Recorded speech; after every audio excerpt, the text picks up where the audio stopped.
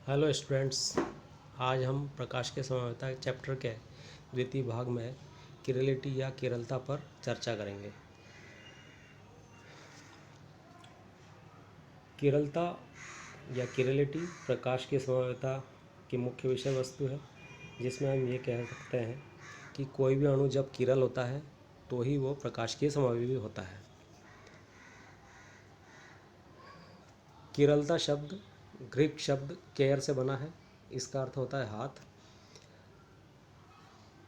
किरलता को हम ऐसे भी परिभाषित कर सकते हैं कि कोई भी पदार्थ या अणु जो अपने दर्पण प्रतिबिंब पर अध्यारोपित नहीं होता है, किरल कहलाता है। इसके अतिरिक्त एक बात यह है कि किसी भी अणु में सममिति नहीं होना चाहिए, तो ही वो प्रकाश की समव्यवी होगा। या हम ये कह सकते हैं कि समतल ध्रुवित प्रकाश को दाईं ओर या बाईं ओर घुमा सकेगा।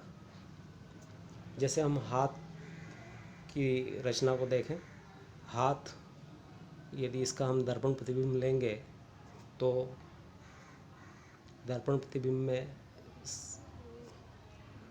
बिल्कुल सामने की तरफ जो हाथ दिखाई देगा उसके ऊपर हाथ ले जाने पर वह पूरी तरह से उसको ढक नहीं सकता, इसलिए यह कायरल कहलाएगा। यदि हम गेंद की बात करें तो गेंद गोलाकार है और इसका दर्पण प्रतिबिंब इसके ऊपर यदि हम गेंद को ले जाते हैं दर्पण प्रतिबिंब को, तो वह पूरी तरह से एक दूसरे को ढक लेती है। इस तरह से गेंद एक सममित वस्तु है। तो हाथ असममित हो गया जबकि गेंद सममित हो गई। यदि हम अंग्रेजी अक्षरों की बात करें तो एक्स और एच को यदि देखें तो एक्स का यदि हम दर्पण प्रतिबिंब लेंगे तो वो समान दिखाई देगा और एक दूसरे को ढक भी सकता है, किंतु इसमें एक बीच में लाइन दिखाई दे रही है आपको, जो ये बता रही है कि इसमें सममिति का एक तल है, अर्थात इसको दो बराबर भागों में विभाजित किया जा सकता है। ऐसे ही एच को भी यदि हम देखें तो एच का दर्पण प्रतिबिंब वो भी उस पर एक एच दूसरे को ढक लेगा पूरी तरह से और इस तरह से एक दूसरे पर अध्यारोपित हो सकता है, किंतु इसमें सममिति का तल बीच में आप देख रहे हैं, ये लाइन से मैं बता रहा हूँ। सममिति का तल होने के कारण ये दोनों एक्स और एच सममित कहलाएंगे। अब आगे देखते हैं।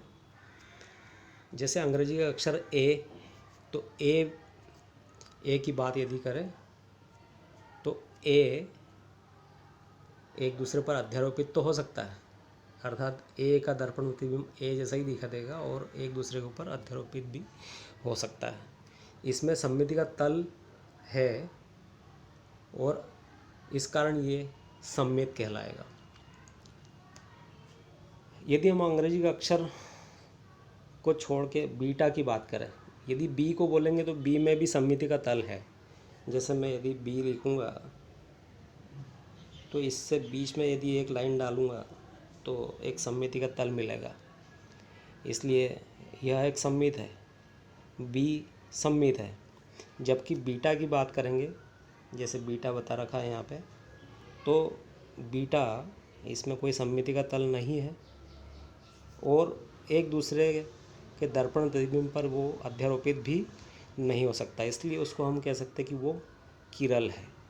ऐसे ही एच और आई की बात करी तो एच और आई सममित भी है और इनके दर्पण प्रतिबिंब पे अध्यारोपित हो सकते हैं, इसलिए ये सममित है।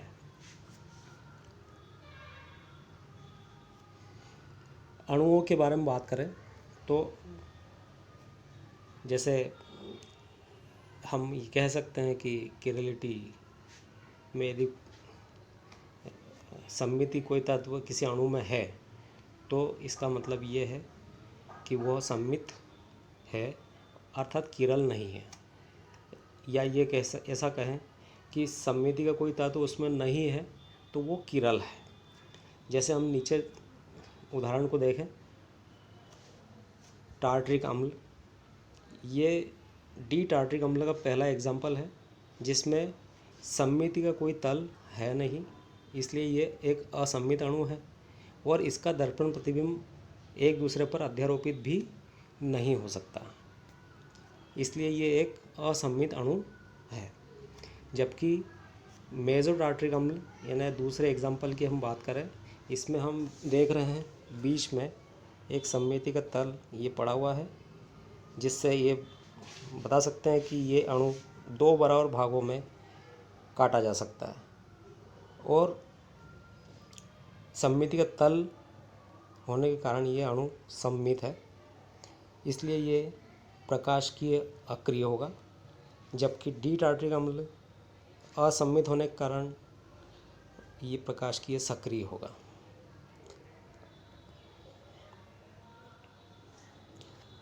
अब सममिति के तत्वों पर हम चर्चा करते हैं। सबसे पहले हम ये देखें कि कोई अणु सममित होगा तो वो कैसे होगा। तो सममिति के तीन तत्व हम देखते हैं। यदि तीन तत्वों में से कोई भी तत्व यदि किसी अणु में है उपस्थित तो वह सममित होगा। हम जानते हैं कि किसी भी अणु के प्रकाश के सक्रिय होने के लिए, या हम ये कहें कि समतल ध्रुवित प्रकाश को दाईं ओर या बाईं ओर घुमाने के लिए उसका असममित होना जरूरी है, या हम ये कहें कि उसका किरल होना जरूरी है। अब सममिति के तल पर हम सबसे पहले चर्चा करते हैं। सममिति का तल एक ऐसा तल है जिससे हम किसी अणु में यदि कोई ऐसा तल डालें जिससे कि वो दो बराबर भागों में बंट सकता है, अर्थात काटने पर उसका आधा हिस्सा दर्पण प्रतिबिंब के जैसा दिखाई देता है, तो ऐसा तल सममिति का तल कहलाता है। हम नीचे देख रहे हैं मेजो टार्ट्रिक अम्ल एक ऐसा ही अम्ल है जिसमें हम देख रहे हैं कि पहले वाले अणु में यदि हम देखें तो COOH दोनों है, दोनों एक ही तरफ है और इसलिए बीच में सममिति का तल ये बीच में दिखाई पड़ रहा है। जबकि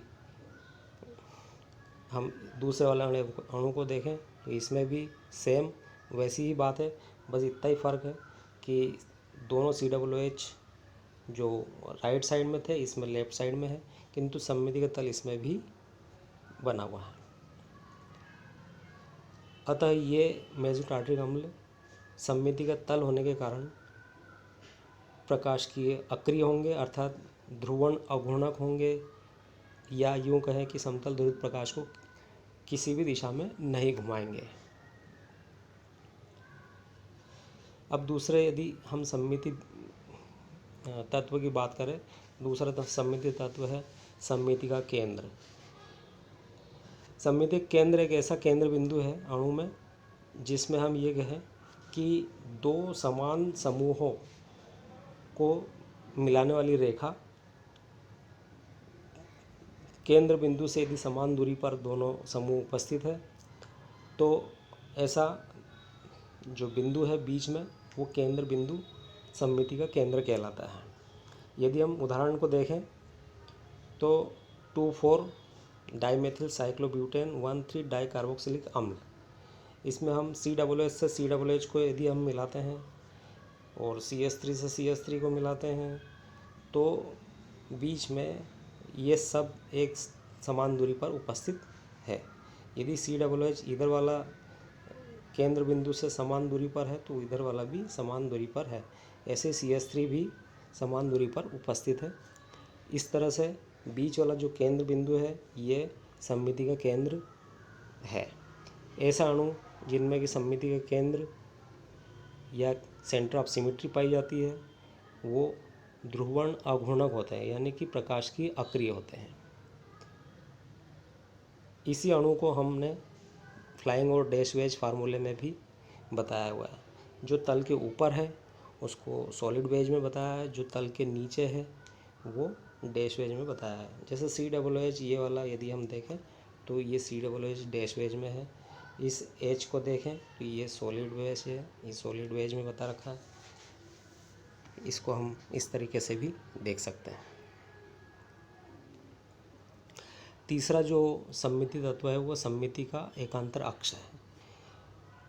यहाँ पे हमको ये समझने की ज़रूरत है कि ये एक सेंटर ऑफ सिमेट्री है, जिसको हम ये कह सकते हैं कि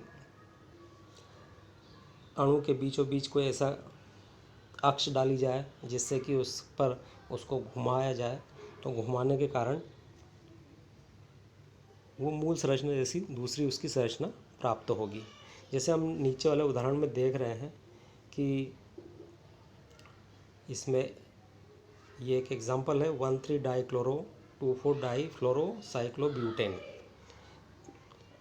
इसमें बीच में से एक अक्ष डाली हुई है। यदि हम इसको देखें तो ये अक्ष जो है बीच में है, और इसमें अणु को यदि हम दाहिनी तरफ घुमाते हैं तो दाहिनी तरफ घुमाने पर और 180 घुमाने पर जो मूल संरचना है, फर्स्ट संरचना, इसके समान सेकंड संरचना प्राप्त होगी।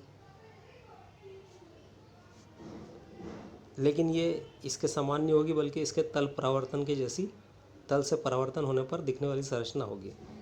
मूल संरचना के जैसे ही ये दूसरी संरचना होगी। इसी प्रकार से सेकंड को यदि फिर से हम 180 डिग्री पे रोटेट करवाते हैं तो मूल संरचना प्राप्त होती है। इस प्रकार हम ये बोल सकते हैं कि इस अणु में 2 बार घुमाने पर वापस ओरिजिनल संरचना प्राप्त हो जाती है। तो इसमें 2-फोल्ड एक्सिस ऑफ सिमेट्री है। इस प्रकार के अणु भी ऑप्टिकली इनएक्टिव अर्थात प्रकाश की अक्रिय होते हैं, या यूं कहें कि समतल ध्रुवित प्रकाश को नहीं घुमा सकते हैं, या ध्रुवन अघूर्णक होते हैं। तो स्टूडेंट्स, इस बारे में यदि आपको कोई क्वेरी हो तो आप अपने गूगल क्लास सेक्शन में पूछ सकते हैं। Thank you.